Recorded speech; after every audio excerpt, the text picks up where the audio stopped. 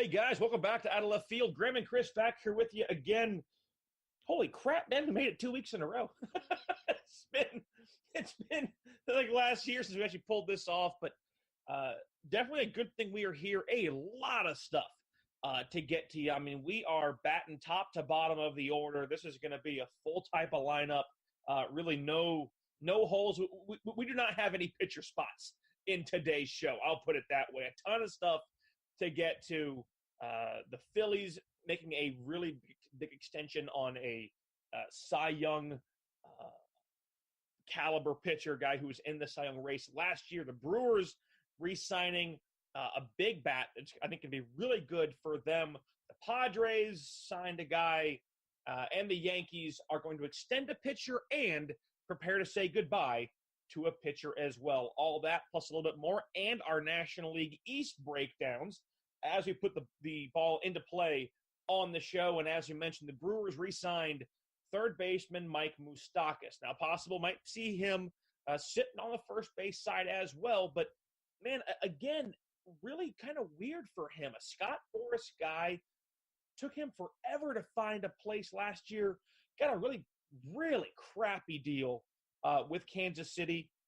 You and I both said this is, he's getting a deal to go ahead and get moved for KC to get pieces back, which they did. Went to Milwaukee. Seemed really happy there. They had a great run all the way to the National League Championship Series. I think arguably would have made it a more enjoyable World Series had it been Milwaukee and Boston, especially because I would have, on every home game, done my best to play Alice Cooper's explanation of Milwaukee from Wayne's World. Because it's one of the best parts of that movie. But still another one-year deal for Moose. Gets $10 million, which is $7 million salary, a $3 million buyout, and an $11 million mutual option as well for 2020. So, man, not the worst thing in the world for him. Makes $7 million this year, and then has the possibility of making a total of 18, maybe 10. I like this move for the Brew Crew. I do too. I think that this is a good signing for them. I thought that, he seemed really happy there last year. And there's no doubt that they need to keep this left-handed power in their lineup. And, Mike Moustakas is one of those guys who he can hit.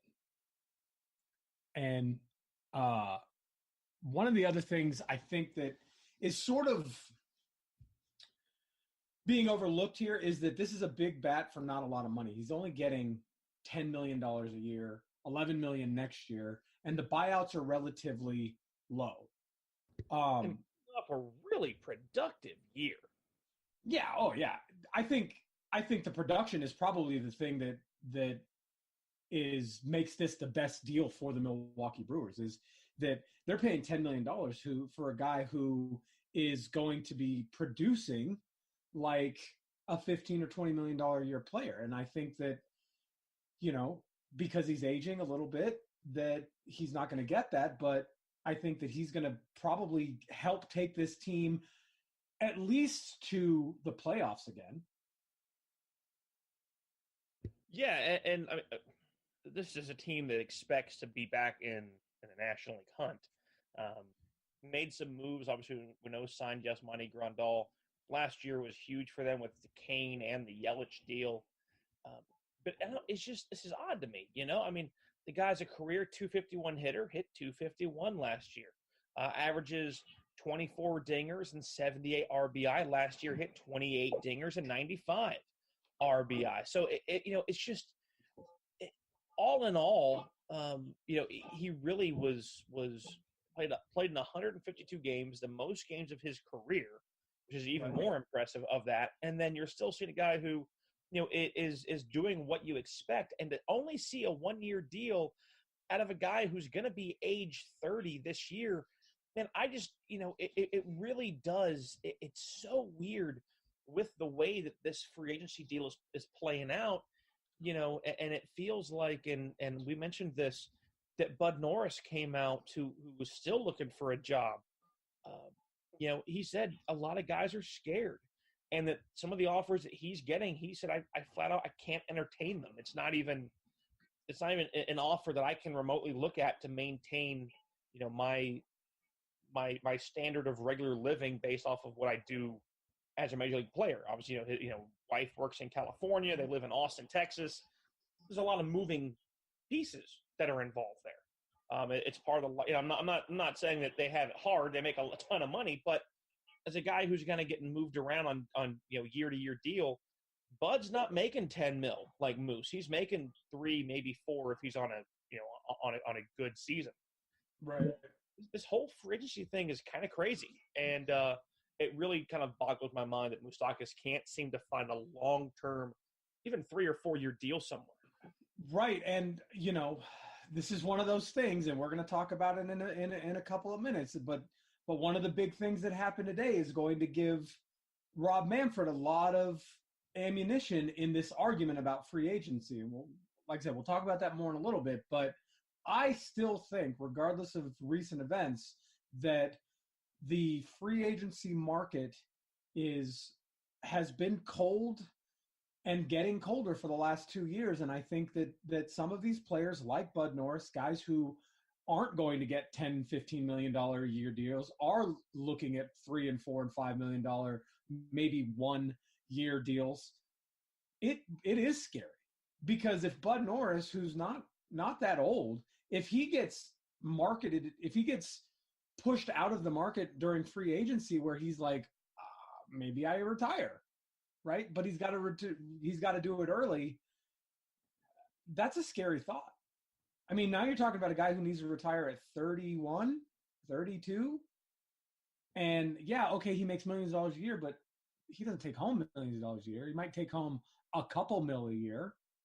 And he's got to budget that for the next 60 years of his life, right? Or figure out what the heck he's going to do with himself.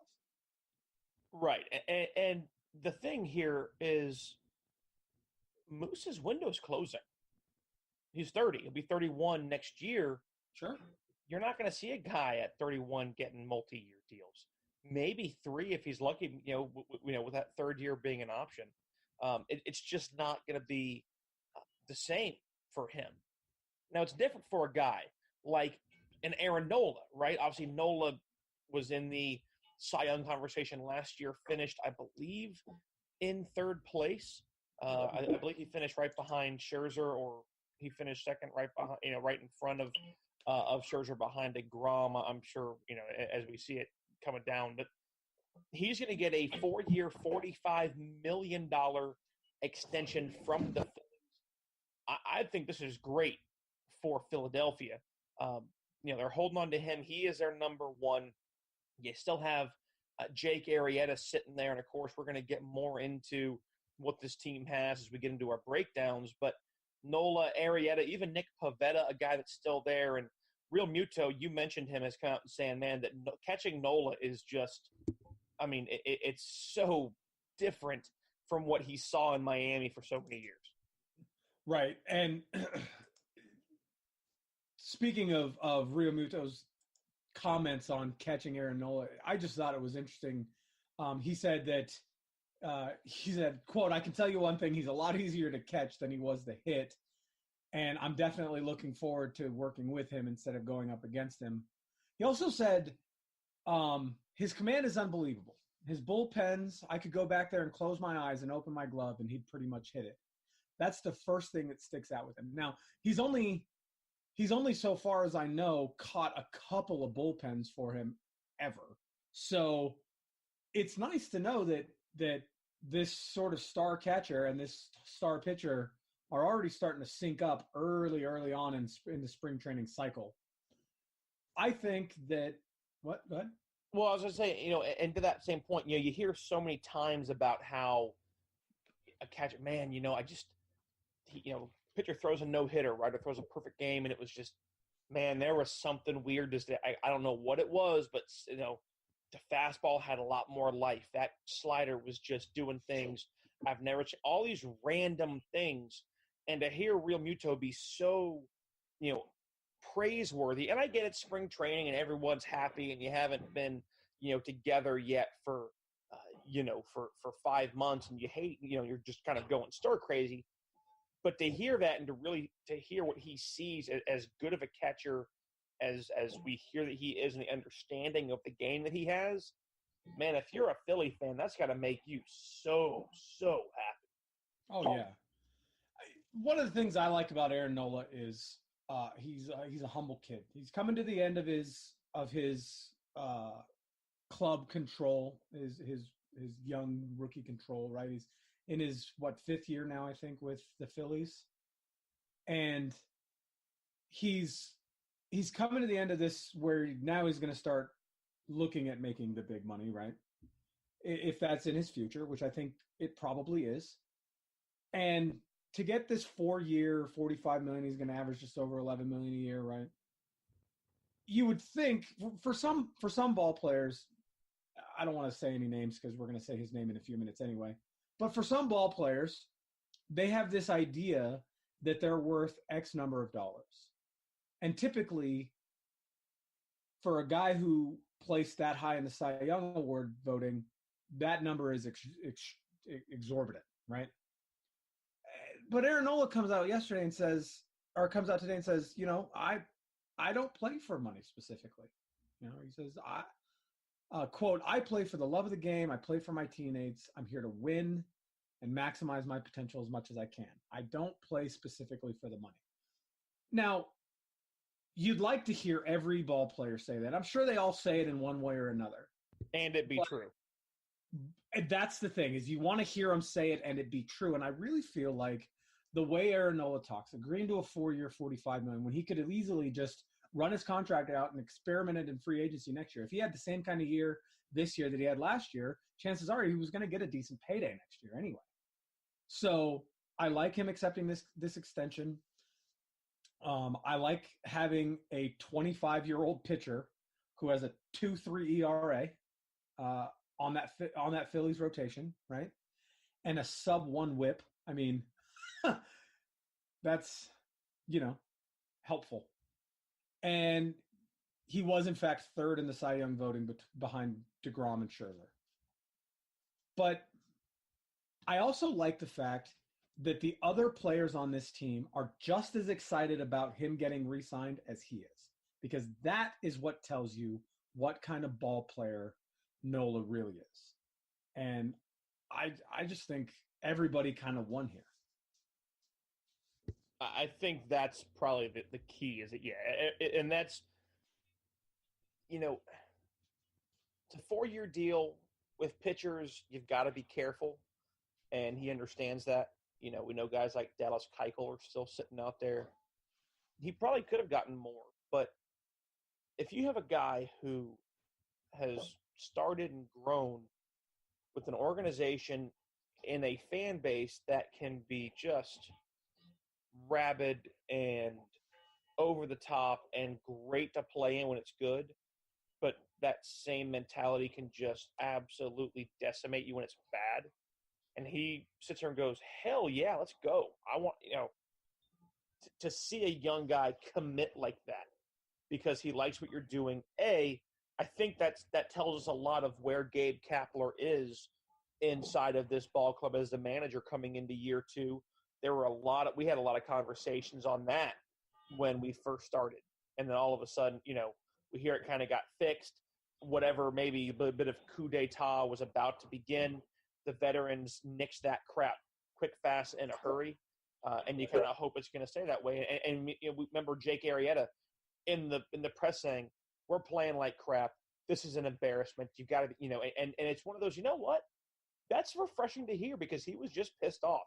He'd come from, being maligned as a starter in Baltimore, a World Series and a Cy Young winner in Chicago, kind of gets shoot out the door, goes to Philly, and still had a good year behind this young kid. And, it's just there seems to almost be this refreshing sense of honesty in some capacity in that ball club. And again, that could make it very interesting if Harper goes there. We're not going to talk about him today, but that kind of honesty, right? We remember how well it worked with him and Papelbon. They got into it in the dugout, and that's part of what got Matt Williams fired, because he was clueless to them having a spat in the dugout.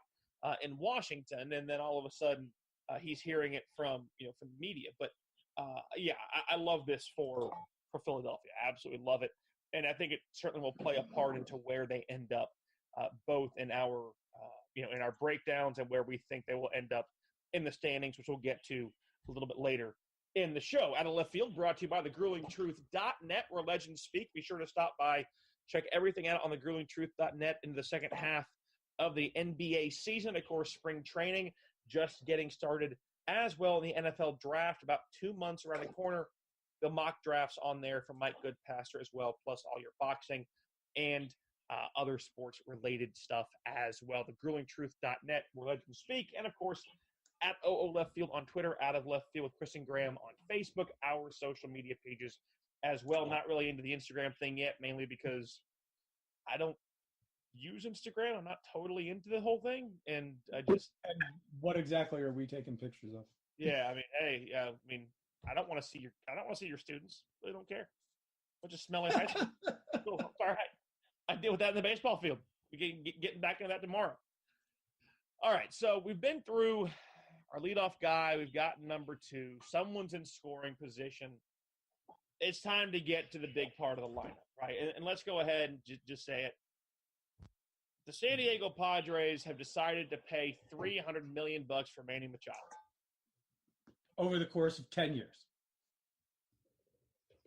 Now, this is what I was talking about a minute ago. This is where, and he already has, this is where Rob Manfred steps in and says, see, there's nothing going on with free agency. There's no collusion. Nothing's happening.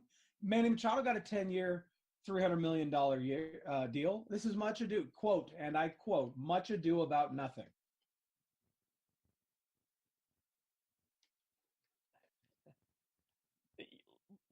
Let's stop there for just a minute. Because I get Rob Manfred's a lawyer.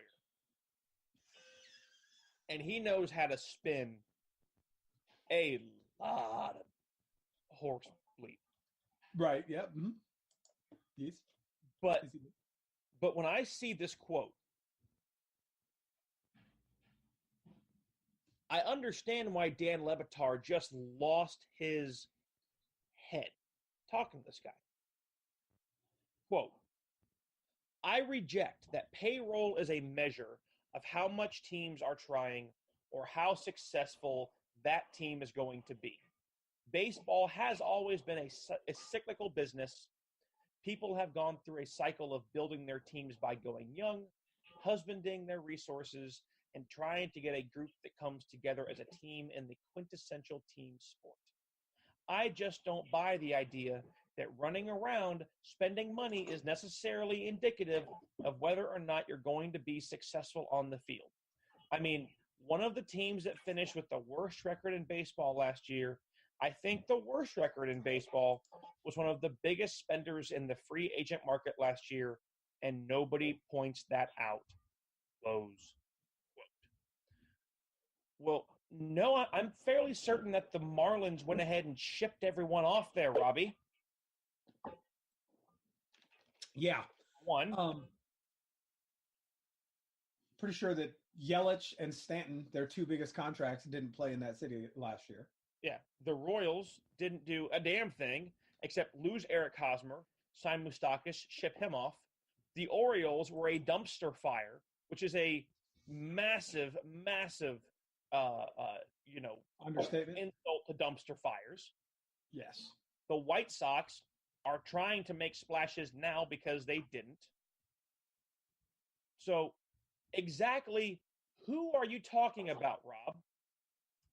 Because the last time I checked, I think the lowest payroll that won the World Series in the last 5 years was the Chicago Cubs, because so many of those kids were young and they still had guys like Lester and Arrieta and Hayward. But you had a lot of guys who were really, really young. Aside from that, the Red Sox, I think top or right near the top of the payroll last year. The Dodgers were definitely in the top 5. They went to back-to-back. The Astros had a very big payroll. They also had to go out and get Justin Verlander, which increased that payroll. They went and got Garrett Cole, which increased that payroll. So tell me, Rob, Who in the hell are you talking about? I don't think that he really knows what he's saying. He said, this is his quote from today, after Manny Machado signed his deal, that the slow free agency market is, quote, a little much ado about nothing if, in fact, those players all sign at the end of the day. He went on to say about Bryce Harper, Dallas Keuchel, Craig Kimbrell, all these top-name players who are still on the market just ahead of free agency, that if the top free agents make deals, it's, quote, kind of no harm, no foul. I disagree, because the free agency market... Well, that's the young guys who can't find work or are getting contracts that are massively lower and with less time on it than they would get otherwise. Right. Or tell it to the guys who are getting older, who can't find work, or getting underpaid because the market isn't moving. If you're going to tell me that payroll is not indicative of a club, of how a club is going to do, then tell the Yankees to stop spending $200 million a year on payroll. Tell the Dodgers to stop spending $250 million a year on payroll. Oh, wait, those two teams are among the best in the game. It is absolutely indicative. I'm going to read you the top 10 payrolls from last year. Number one at $167.9 million. The Boston Red Sox. Wait, 2018. I'm pretty Red sure Sox. Didn't they? They won the World Series, didn't they? Yeah, I think so. Okay. Hard to remember. Number two. Now, this is the one where you want to go and say, well, hey, hold on, look at this. Number two I just went away from it. $119.7 million. The San Francisco Giants.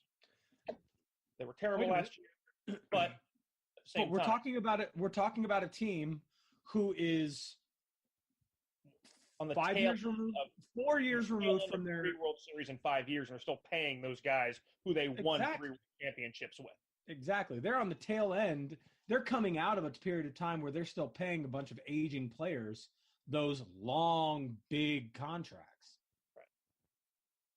Correction. I'm sorry. Actually, let me flip this around, because they had. Here we go. Total payroll.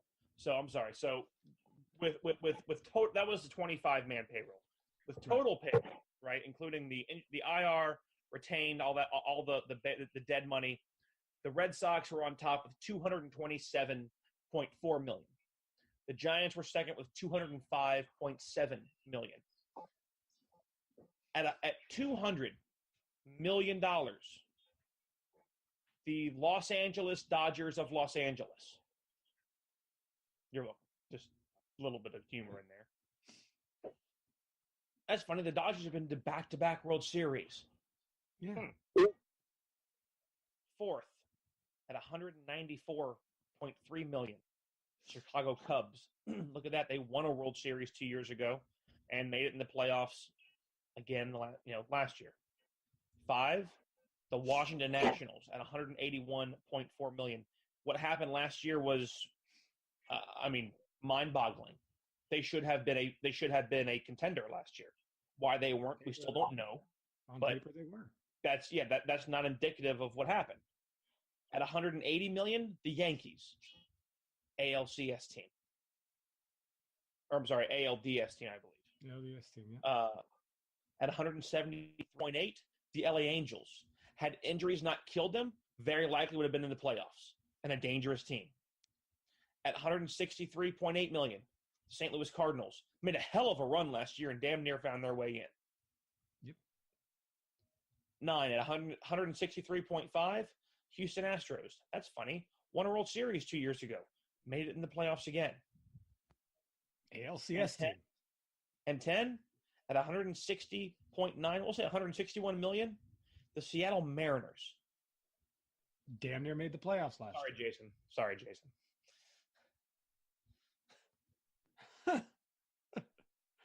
But and then we're looking at a $10 million drop off from 10 to 11. I feel like if Rob's point is that the Phillies at 104.3 almost made it in, and the A's at 80.3 were kind of a Cinderella team, and the Tampa Bay Rays at 68.8 million, the worst payroll in the league, were one of the best teams in the league somehow, then okay, sure. But other than that, there are 3 examples out of 30 than a 12-gauge shotgun could blow into it. It makes no sense. And I'm also disappointed with his offhand way of sort of swatting down the players' union, and specifically the union head, Tony Clark. Right. He says, quote, "I would urge Tony and the players to save what they had to say for the bargaining table," close quote. That's a brush off. Yeah. And it not only is a brush off, it's a huge middle finger, because that's the kind of quote that gets people to say, I guess we're not going to have baseball in 2023 then, because that is exactly where my mind went. Because that's when your CBA ends, Rob. And you want to brush off the union head? If this continues the next year or two, there's going to be a huge overhaul. Yeah. Huge overhaul. So Manny Machado signs a huge deal. Yeah. Manny Machado signs a huge deal. We were out of the baseline, but there was no play being made. It's legal. Manny Machado signs a huge deal. 10 years, $300 million. It's the biggest free agent contract in American sports history ever. Bigger than A-Rod's 10-year, $275. That's right, because Stanton was an extension. He wasn't a free agent, was he? Right. Stanton was an extension. That's what it was. Yeah. But there's a couple of interesting little tidbits, but that I would like to mention. I'll mention those in a minute. But what I really would like to say is, I don't think that this makes the Padres much better than signing Eric Hosmer made the Padres. I think that they get a bit of a boost. They'll probably win 5 games more. I think he has a 5 or 6 WAR, so he'll probably account for 4 or 5 more wins. But that doesn't get them out of the basement. Now, there's an argument that the Padres have the best farm system in the league, and that is true. They do have the top-rated farm system in the league. So they're probably going to be better in the near future, sometime during Manny Machado's contract. But I sort of reject that ideology too, because their hope has to be that they have some really good middle infielders in the pipeline that they can move for other pieces they need to start filling gaps, and use that 10-year deal with him and that 7 or 8 year with Hosmer, and really begin to move those kind of guys in and around and start filling out your outfield, your pitching staff, that kind of thing. Yeah, because he's going to want to play the hot corner. That's where he's gonna play. I don't think they're gonna have him play shortstop. Now they might. He has said he wants to play shortstop, and when a guy you're paying $300 million says, "Hey, I want to play shortstop," maybe you let him. But just because I think, having watched the Padres also kind of go after Mike Moustakas, I think their need is more at third base, and I think that's where they're going to try to put him. It makes the most sense. He has the most time there. Would have been great if Moose had gone there, to have that kind of. There seemed to be a click there with him and Haas.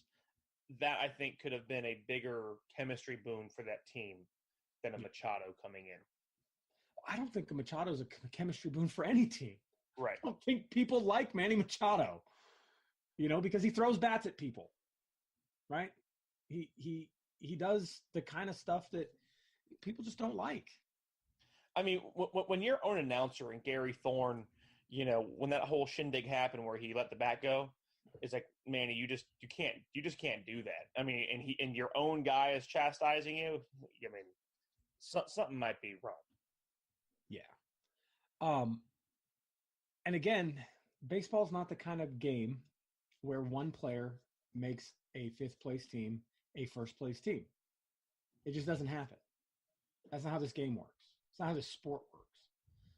So I agree that it could be a good thing if they can manage their minor league system well enough that they can put pieces in place around him. But I just don't see this as Manny Machado going, yes, let's go to the Padres because I think that's where I'm going to win a World Series title. Yeah, and that's kind of what, at some point, it's, I mean. Okay, so I have a question. Okay. Have we gotten to a place where getting paid is more important than winning? So you're just going to go ahead and steal my thunder, aren't you? Is that the question you were just going to ask? Exactly where I was going. It's exactly where I was going, yes. Is 10 years, 300 more important than a World Series title in his career? For him. Because he's a me guy. He is. I mean, let's call it like it is. He's a me guy. He's not a Tom Brady. He's not a guy like a Nola, right? These guys who talk about, well, let me, kind of take, shave a little bit of money off here so we can go ahead and, make something work. If Bryce Harper gets a bigger deal than Manny Machado from the Phillies, did he do the same thing? Or do you think the Phillies have an opportunity to compete? I think they have an opportunity to compete. Phillies would make the signing because that is a big linchpin part of that team. And they would fork over the money because they are in a win-now point within the building, the structure of this ball club. Right. The Padres are just trying to take everyone's mind off the fact that their GM is a freaking liar who doesn't bother to divulge all the medical information about guys. But that's 2 years old. That was one of the things. I told my dad the same thing, and we were laughing today. But no, man, I just the hard thing for me is, hey, 50 million or 50 million, 150 million bucks for 5 years to finally see if that pipeline works. This is baseball. There ain't no guarantee in hell that pipeline does anything. And if they're lucky, and they're awful this year, and they have some picks, maybe they get a guy like the lefty Drew Parrish out of Florida State, formerly of Rockledge High School, down this way, right? Maybe they find a way to get this big, some big arm and start working that. Because we are 2 years removed from, to me, one of the worst ever statistics in a game of statistics. And that is that the entire 25-man roster of the San Diego Padres made cumulatively less than the starting pitcher they faced opening day, which was Clayton Kershaw. That's Rob Manfred, put that in your pipe and smoke it. On that sort of note, one of my two interesting facts about this signing is that with $300 million to Machado and 144 last year, 1 year ago today to sign Eric Hosmer, they've spent more on two players than they did in their previous 25 off seasons combined. And they were bottom feeders. They haven't made the playoffs since, I think, 2007. They haven't done anything in the playoffs since 1997. Right. They made the playoffs, I think, in 07, 08. Their last winning season was, I believe, in 09 or 10, and that's been it. So, again, and just this goes to again keep showing why Manfred's comments don't hold water. And I'm glad you brought those up, because that I meant to talk about that to you pre-show, and I really wanted to get to it. So that was we did a nice kind of off base and come back. But at the end, you know what? I mean, they filled two big spots, but those two big spots are on the field defensively. And granted, you need those bats in your lineup. You have a Hunter Renfroe. You still have, Will Myers. But at the end of it, man, it's going to be a while before this ball club really begins to find their footing. Machado might finally make the All-Star game as a starter, or at least a piece on the field that's on a DH. But that's about all it's going to be good for the next 3 or 4 years. And we'll see how long it takes for this losing. He dealt with it in Baltimore last year. They were at least contenders the last couple before that. We'll see how long this goes before he begins to become a real malcontent. As the circle of life kind of continues here, which is, I guess, sort of what's happening on the show, we go from another really big, a huge bombastic contract to a guy who is still kind of growing and found himself the recipient of a brand new $40 million 4-year contract. That's Luis Severino of the New York Yankees. Has a 5th-year option as well, worth $15 million, a buyout of $2.75 million. But not bad. Gets $2 million for a signing bonus, makes $4 million next year, same as Nola. 10 million in 20, 10.25 in 21, 11 in 22. With the option, he can earn a max of $52.25 million. And I don't mind this. I mean, again, you managed to avoid arbitration.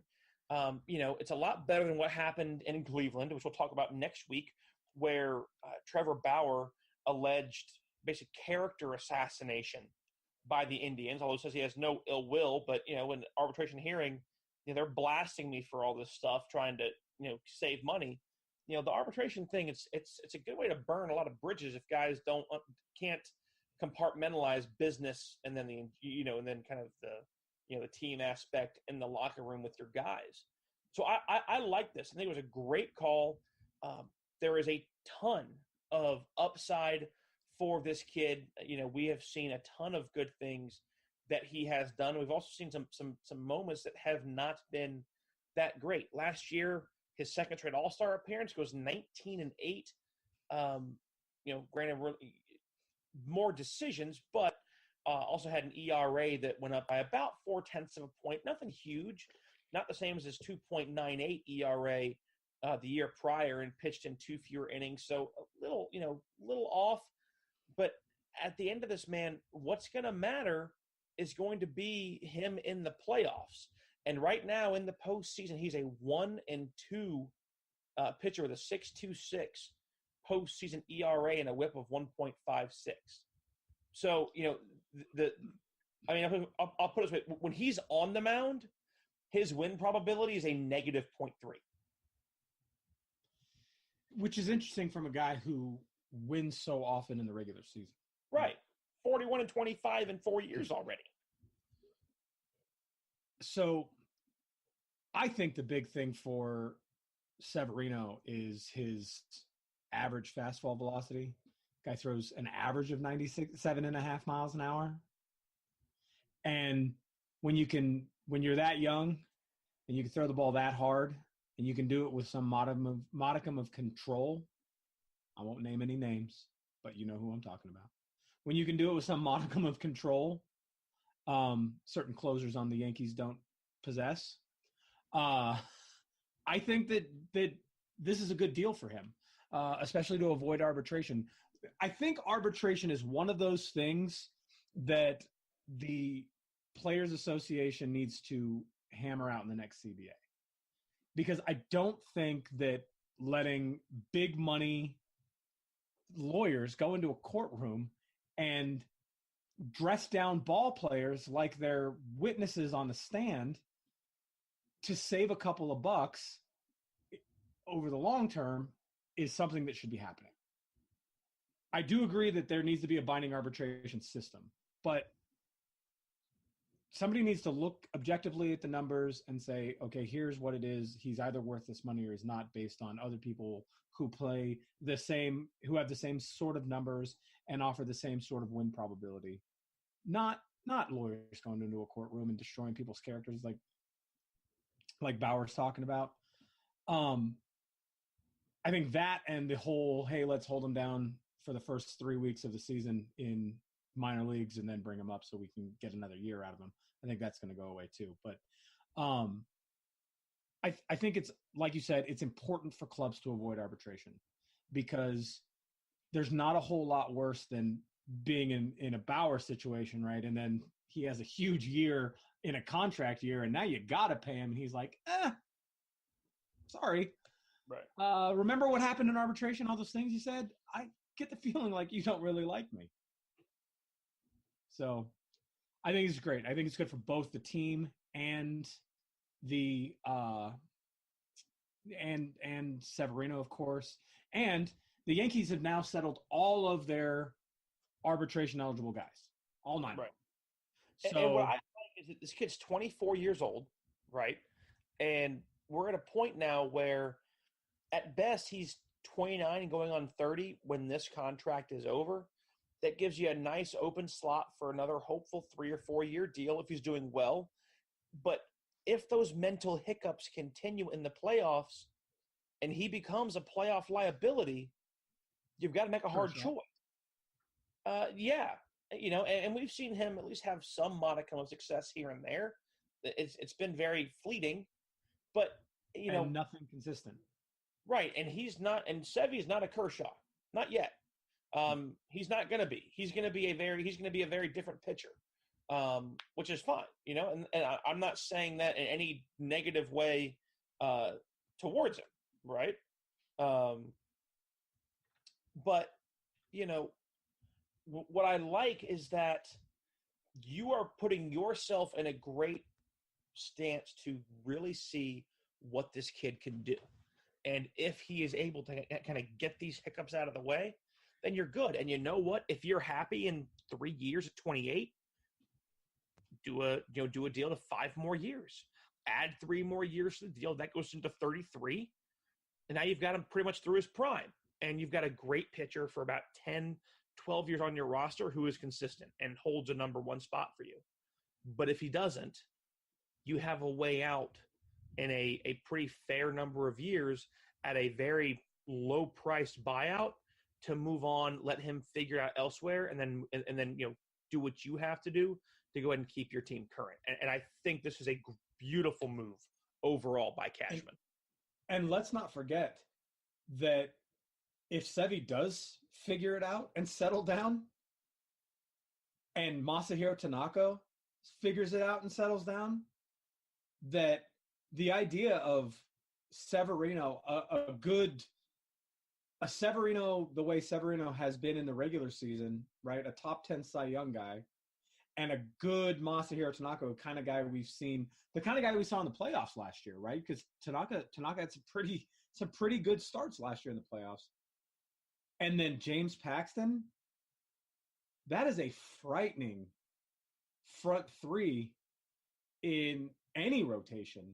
But on a team that has the ability to win games with its bats like the Yankees does, I really feel like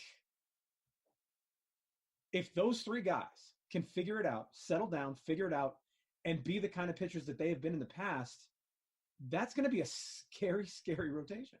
And then all of a sudden your picks last week for the AL East might come to fruition.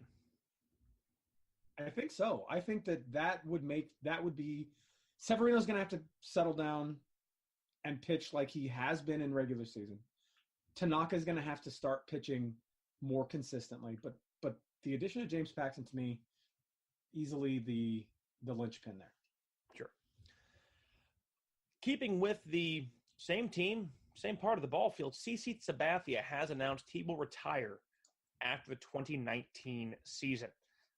As spring training gets underway in Tampa, finally he coming out and says he will retire after this year, play for the Indians, Brewers, and the Yankees. A 246-win pitcher had his fair share of personal issues last year or two, which much to his credit, and I don't say that to malign him, to his credit, addressed them openly, said, hey, I need to get help for myself. Did that. The team stood behind him, which is a great thing in sports and obviously, in today's society. And you asked me this question. Is he a first ballot Hall of Famer? I believe he's a Hall of Famer. Do I think first ballot? Maybe because of where I think the Hall of Fame guys will be in that year. But if you really hold tight to the strong meaning of the first ballot really being an extra bit of honor, which no one's going to freaking remember unless you are, just God's gift to baseball, then no, I don't think he'll be on the first ballot. But what about this? If he's among the first 15 players to have 3,000 strikeouts and 250 wins, which if he completes it this season, he needs 14 strikeouts and 4 wins. I think he's going to get there. He will become the 14th player in the history of baseball to have done so. The hard thing for me is he was really, really good, but honestly, what might have done it for me is I didn't watch him a ton in Cleveland. I watched him in Milwaukee, thought he was fantastic in Milwaukee. The guy went 11-2 when he went from Cleveland to Milwaukee. But it was a half season. Right. Then he went to the Yankees, and I was like, well, screw the Yankees. That's kind of my mentality. So maybe part of that still plays into my mind, which I'm sure my dad is grinning right now, realizing now I need to have a vote in the Hall of Fame so I can stick it to the Yankees. But no, the guy won more than 20 games one time, won 19 games 3 times. He's really good, man. It's hard to argue with it. It just, to me, he never really came out and screamed kind of first ballot guy. And he's definitely not the power pitcher he was in Cleveland. He's a hit his spot, finesse the ball pitcher now. But I think that one of the things that tells me, yes, he is going to be a Hall of Famer is the fact that he was, over the course of a 20-year career, able to make that adjustment. And I think the time that we see pitchers who are hard-throwing pitchers, right, pitchers who rely on power, rely on that really high-velocity fastball, when we see those guys lose a few miles an hour and they can't come back from it, those are the guys that we see with the shorter careers. But Sabathia's gonna go almost 20, I think. This is gonna be his 19th or 20th year in the league, and I think that it's hard to argue that a guy who can make the adjustment from flamethrower to finesse guy and maintain still reach 250 wins, still reach 3,000 strikeouts over a 20-year career. Yeah, I think he's going to go. I agree with you. I don't think he's a first ballot guy. I don't think that he's done anything really, except maybe join that 3,250 club. I don't think he's done anything that really points him out as a first ballot Hall of Famer. But his teammates love him. He did say that, quote, I didn't want to overstay my welcome or anything like that. I wanted to be effective and be able to go out and feel like I have a chance to help the team win. I feel like I'm still able to do that, close quote. But I love I didn't want to overstay my welcome. I love that quote from him because, 20 years in the big leagues, if you haven't overstayed your welcome by then, I don't know that you're really in danger of it at this point. But one of my favorite things that I read about CC Sabathia actually came from his manager, Aaron Boone, who played with him in Cleveland but also played against him a little bit. And he was playing against him in 01 when he was playing for Cincy. And Sabathia was a rookie. And Aaron Boone actually ended up wearing the sombrero against CC Sabathia. Struck out 3 times. And Aaron Boone says, the third time I went down, I fell down swinging. He has 6 career plate appearances against CC Sabathia with 1 hit, and that is an infield hit.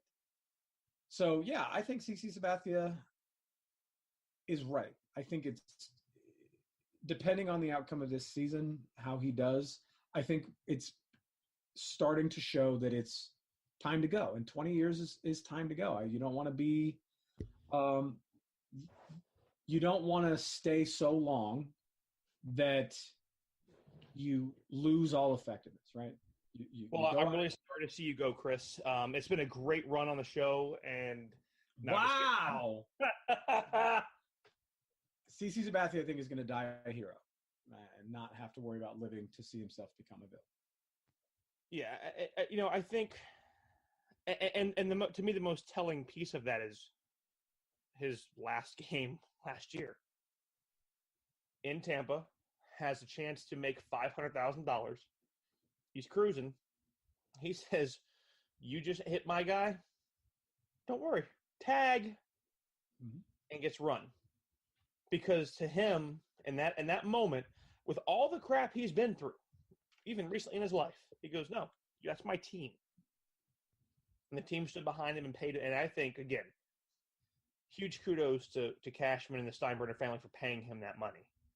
As much as you and I are against using baseballs as a weapon, it's about as textbook as it went in that moment, I think. Yeah, I agree. Yeah. I mean, there's another baseball fixture getting ready to say goodbye at the end of the 2019 season. Well, if Chris brings up the topic, gee, I wonder where this guy might work. Wow.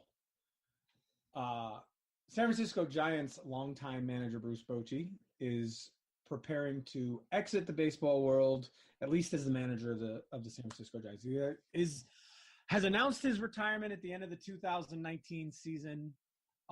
This guy, I don't know. I don't know that there's any even debate about this. He's a Hall of Fame manager, right? He's got 3 World Series, Manager of the Year under his belt. He's the 8th, I think, winningest manager in the history of baseball, or maybe he's the winningest active manager in baseball right now. I think maybe both of those things are true. Here's the more odd thing about that. His Manager of the Year came with the Padres in '96. It was never with these Giants. Yep. Keep in mind, the Giants made a lot of these big runs as wild card teams. So he's taking teams that are squeaking into this thing and going, okay, now we're here. Let's go.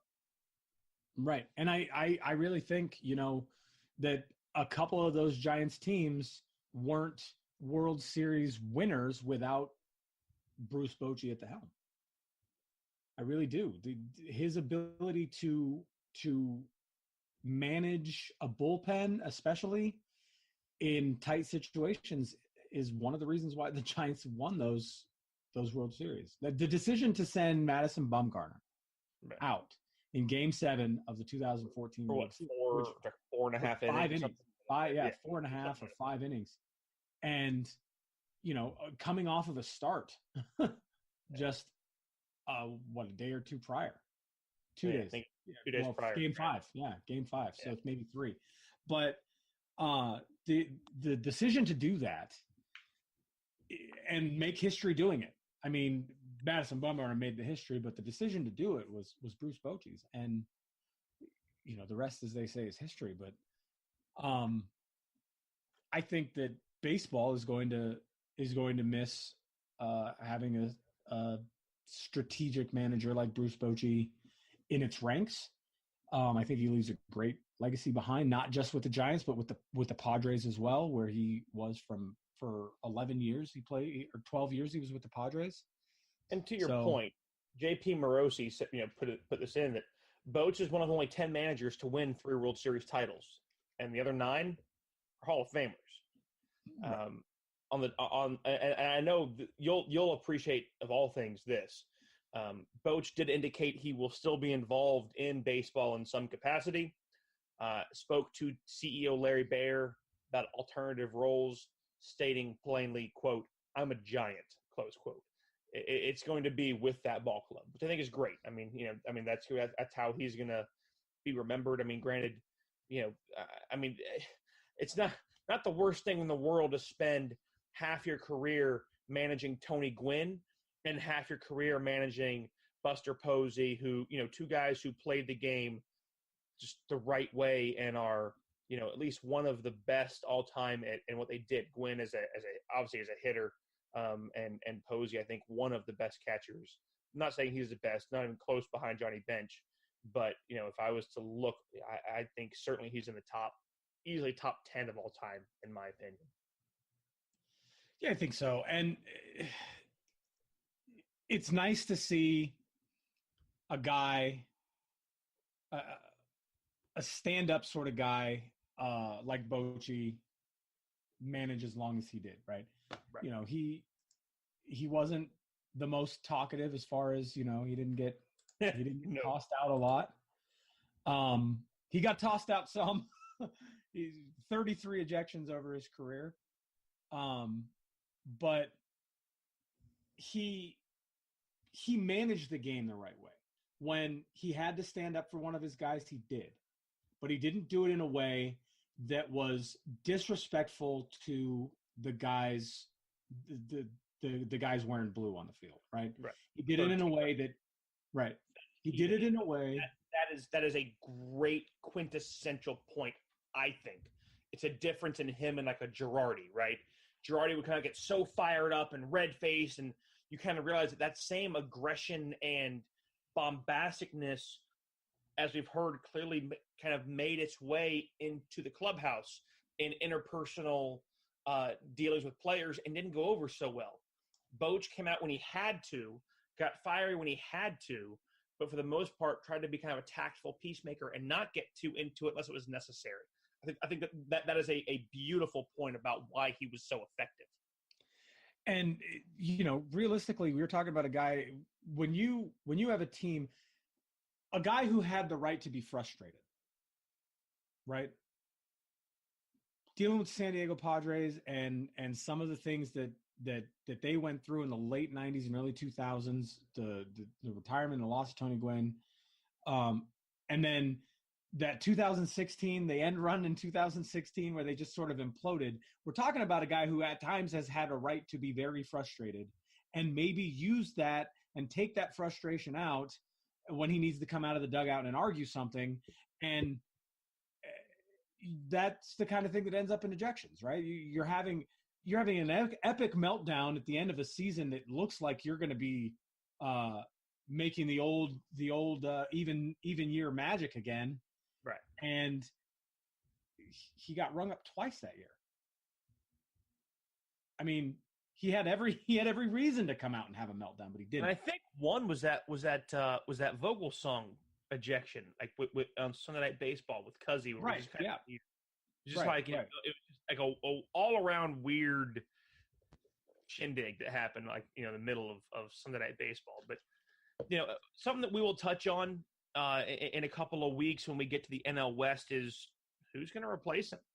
I mean, something we'll talk about. You guys tell us, who do you think should replace Bruce Bochy next year for the Giants? At OO Left Field on Twitter, Out of Left Field with Chris and Graham on Facebook. Shoot us a message. Of course, we're going to pose this question and share it out. You can comment on that. Remember, best comments, best answers, they'll make the show.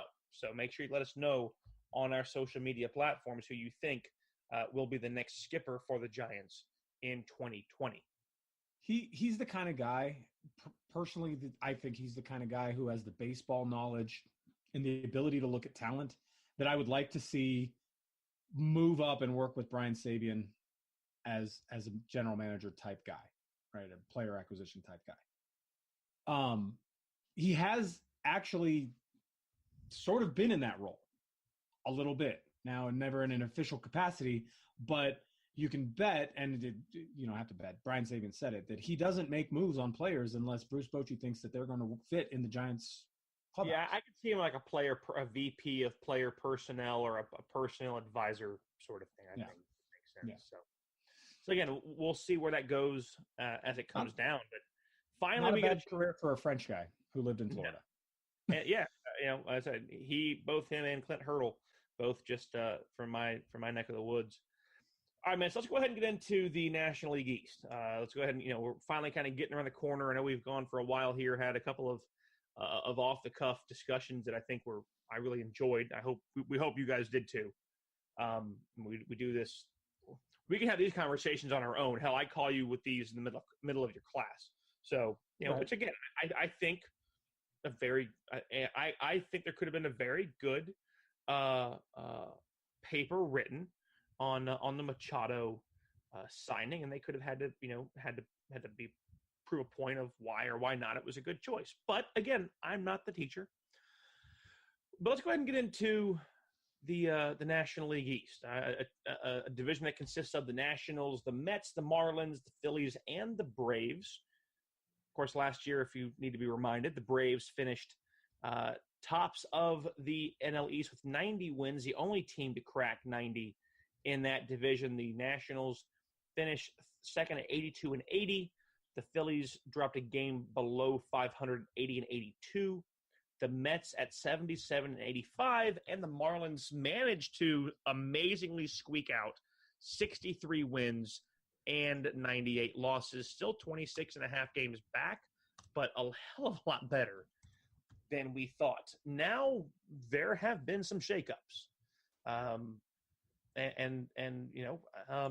So how and what do you want? Do you want to go ahead and lay out our rankings first, or do you want to break them down and then finish out with where we think they're going to go? Let's lay them out. Okay. I got them up, or you let me know how you go ahead. Go ahead. I had the Nationals winning the division. I think adding Patrick Corbin is a huge thing for that ball club. I think you still have, Strasburg is still no joke. They have Strasburg still listed at number 2 on the depth charts. I would probably slide him down to 3. I think Corbin is huge. They picked up Brian Dozier at second base. Juan Soto, the kid's going to be a freaking stud. If you lose Harper and you get Soto, it's a wash. To me, I think they're okay not getting Bryce Harper back, assuming he doesn't come back. Keeping in mind, guys, all this is predicated off of the here and now. We're not forecasting out to who might sign whom at a later date. All right. Rendon had a great year last year. Doolittle, the closer, looked good.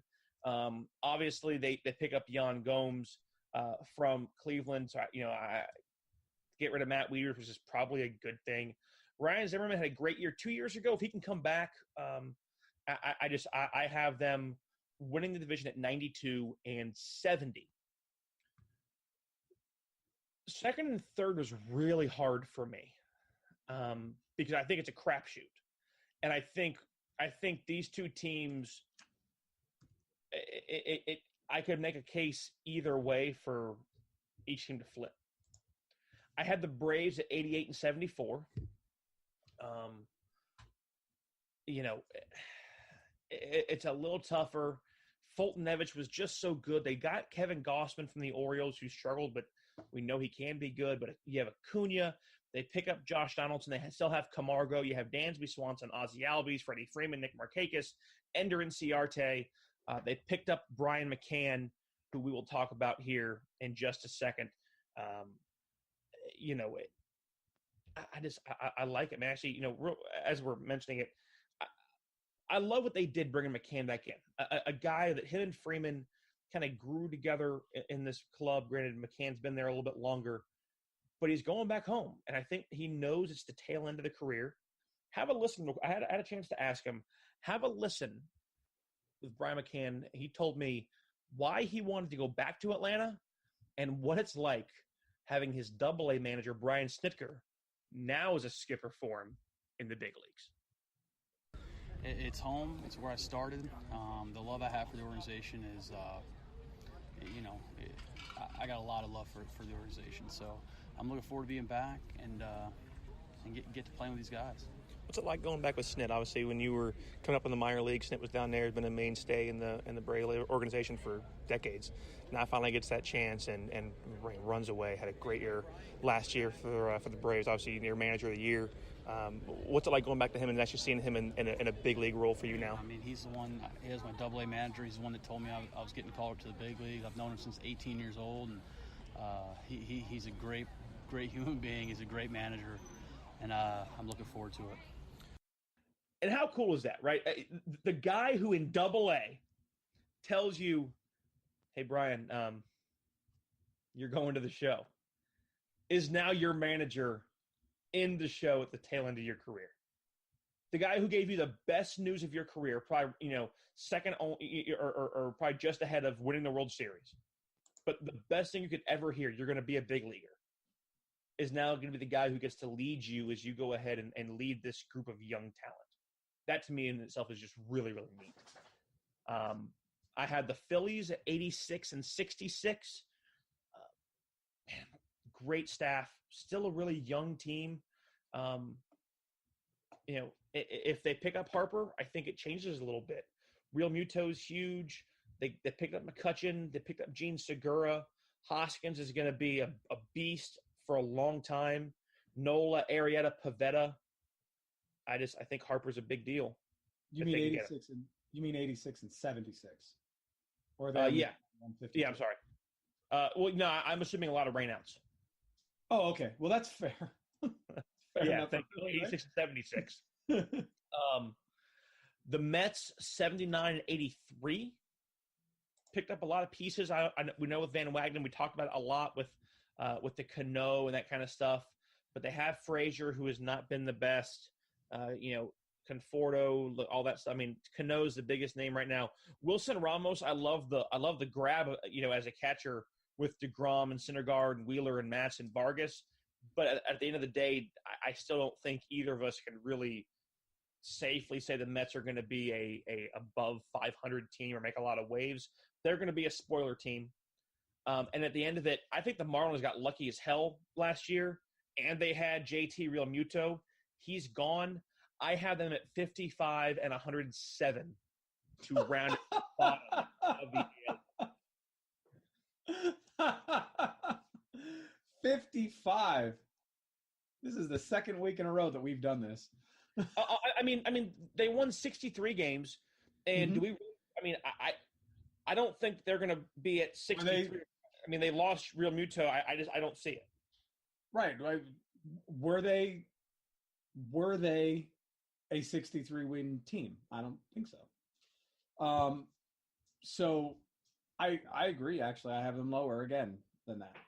I mean, I hate it, but I just there was really no way to look at what this ball club has, and when Alfaro is your catcher, Neil Walker, when the biggest name on your team is Starlin Castro and Curtis Granderson, what do you want me to say? Yeah, exactly. No, I completely agree. So I have quite a different outlook than you this week. I think that's good. So we get to discuss this. So I think that with their 90 wins, coming off a 90-win season last year, picking up Brian McCann and a veteran catcher in Brian McCann, the question mark in Josh Donaldson, though, I think he could probably be good.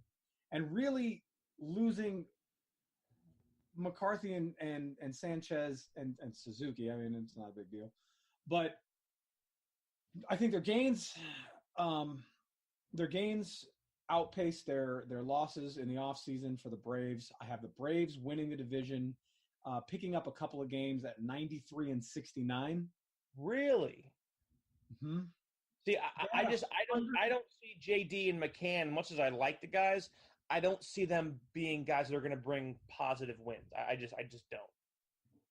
They had a plus 102 run differential, best in the division last year. I don't see that going away because the run differential didn't come from Kurt Suzuki. Right.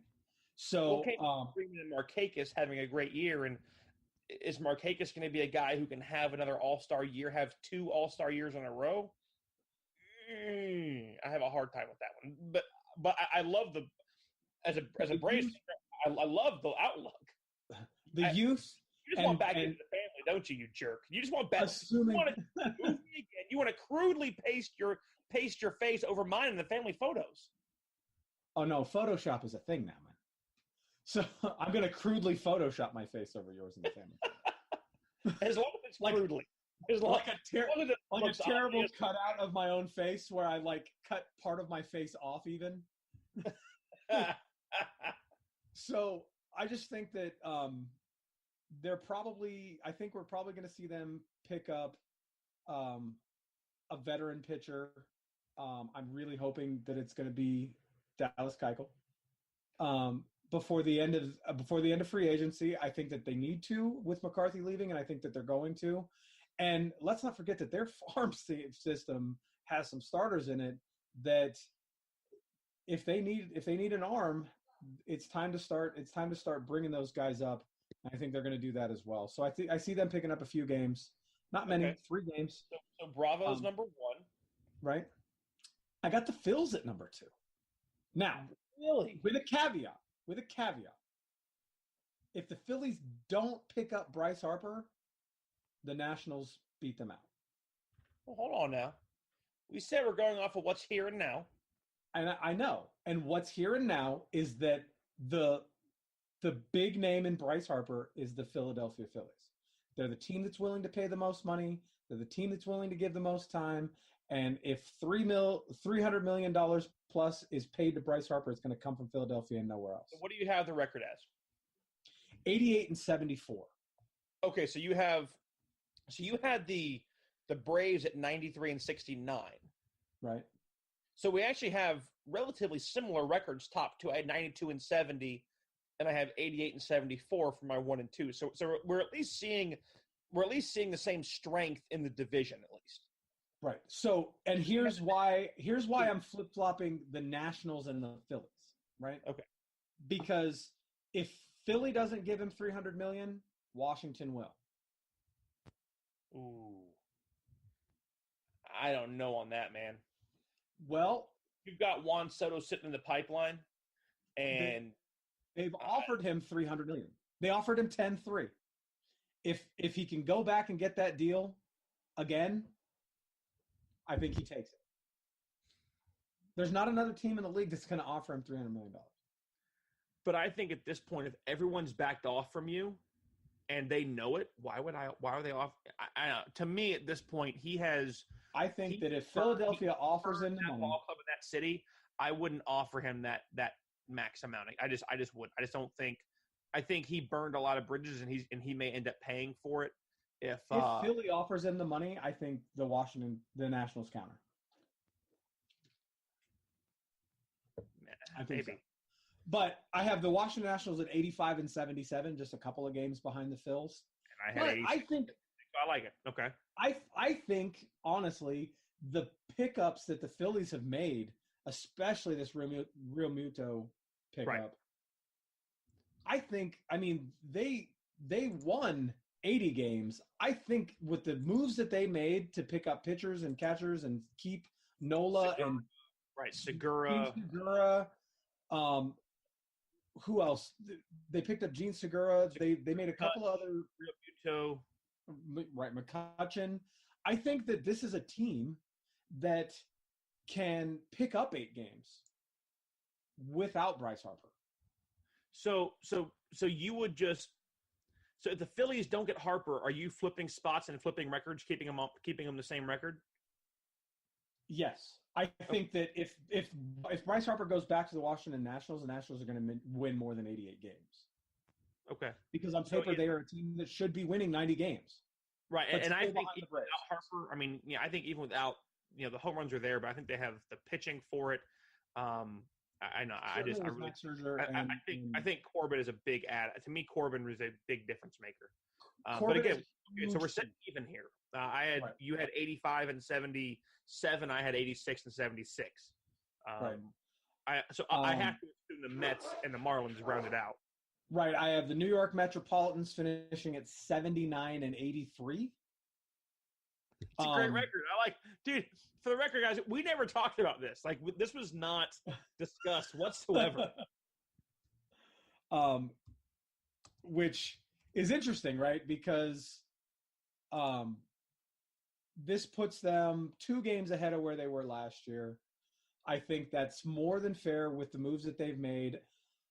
I think it's all Cano really is going to garner them. I don't think he's going to, he is a 6 or 7 game winning piece. And I feel like if Cano can add the 1 or 2 runs a game or run a game that keeps them in contention, that is what helps DeGrom win have a positive winning percentage.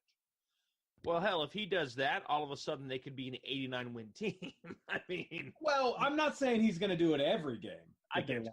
But I know. But if he can do it once or twice, and then of course the Marlins. I have the Marlins at 50 and 112. See, it's because I care about my Florida. No, I really don't care at all. I didn't want to say a 13. They're a terrible team that got worse. They're a bad team that got worse, and they gave up like you said, they gave up the one big name they had left in JT Realmuto. I'm sorry, Florida. I'm sorry, Miami, city of Miami.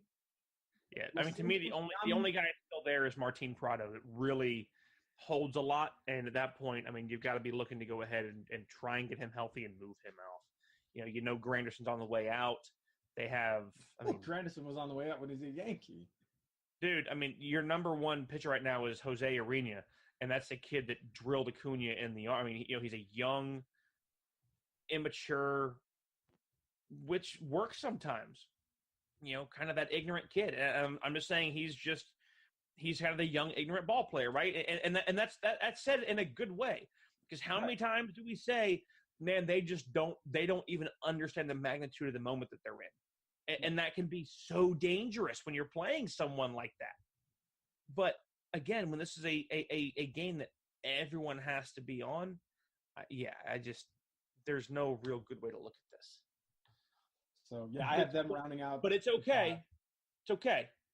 They have basically a glorified AAA team, but thankfully the commissioner has told us that team payroll is not indicative of team performance. Rest your head on that, folks. It's a good thing that Rob Manfred knows so much about how payroll directly affects team performance. Because the players. So, for the most part, ironically, we see the division the same as far as the strength. We just have a couple of different reasons as to why. To me, the Corbin deal is big, and I almost think having Harper, having that shadow out of Washington could be a breath of fresh air. If this team sits where you say they do, in third, or God forbid fourth, by the All-Star break, they will need a new manager. Oh, I completely agree. I said it last year. I say it this year. I'm going to tell you this. Fired if they are not in contention this year. There's no reason for you don't make a signing like Corbin and then not be in contention. You just can't do it. I don't know that his lease is that long. I really don't. Do you think now? I don't think they're going to start as bad as Cincinnati did, but we see him get fired a month or two in. If this team doesn't have a positive winning percentage at the end of April, end of May. I'm sorry, at the end of May. Yeah, going into the summer, I think I can roll with that.